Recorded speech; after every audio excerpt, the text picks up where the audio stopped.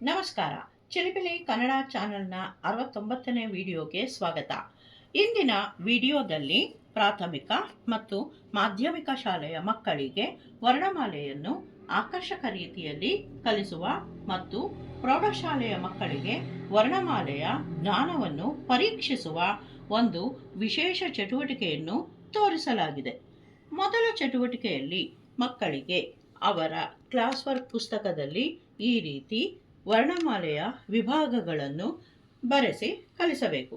ಎರಡನೆಯ ಚಟುವಟಿಕೆಯಲ್ಲಿ ಈ ತಟ್ಟೆಯಲ್ಲಿ ಹರಡಿರುವ ವರ್ಣಮಾಲೆಯ ಅಕ್ಷರಗಳ ಕಾರ್ಡ್ಗಳನ್ನು ತೆಗೆದು ಒಂದೊಂದೇ ತಟ್ಟೆಯ ಸುತ್ತಲೂ ಹೆಸರಿಸಿರುವ ಬಟ್ಟಲುಗಳಲ್ಲಿ ಸರಿಯಾಗಿ ಹಾಕಬೇಕು.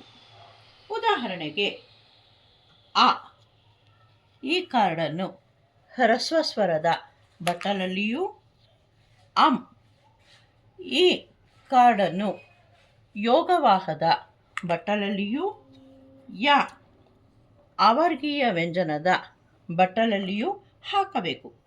ಈ ರೀತಿ ಎಲ್ಲ ಕಾರ್ಡ್ಗಳನ್ನು ಸಂಬಂಧಪಟ್ಟ ಬಟ್ಟಲುಗಳಲ್ಲಿ ಹಾಕಬೇಕು. ಮಕ್ಕಳಿಗೆ ವರ್ಣಮಾಲೆಯನ್ನು ಈ ರೀತಿಯಲ್ಲಿ ವಿಭಿನ್ನವಾಗಿ ಕಲಿಸಿದಾಗ ಆಸಕ್ತಿಯಿಂದ ಕಲಿಯುತ್ತಾರೆ ಮತ್ತು ಶಾಶ್ವತವಾಗಿ ನೆನಪಿನಲ್ಲಿ ಇಟ್ಟುಕೊಳ್ಳುತ್ತಾರೆ. ಇದೇ ಚಟುವಟಿಕೆಯನ್ನು ಪ್ರೌಢಶಾಲೆಯ ಮಕ್ಕಳಿಗೆ ಸ್ಪರ್ಧೆಗಳಿಗೂ ಸಹ ಬಳಸಿಕೊಳ್ಳಬಹುದು. ಇದನ್ನು ಗುಂಪು ಚಟುವಟಿಕೆಯಲ್ಲಿ ಯಾರು ವೇಗವಾಗಿ ಮತ್ತು ಸರಿಯಾಗಿ ಮುಗಿಸುತ್ತಾರೋ ಅವರಿಗೆ ಬಹುಮಾನವನ್ನೂ ಸಹ ಕೊಡಬಹುದು.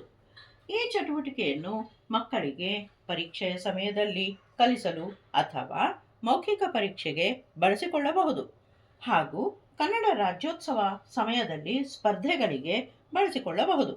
ಮಕ್ಕಳು ಇದನ್ನು ಪ್ರಾಜೆಕ್ಟ್ ವರ್ಕ್ಗೆ, ಎಕ್ಸಿಬಿಷನ್ಗೆ ಮತ್ತು ಗ್ಯಾಲರಿ ವಾಕ್ಗೆ ಸಹ ಬಳಸಿಕೊಳ್ಳಬಹುದು. ವಂದನೆಗಳು.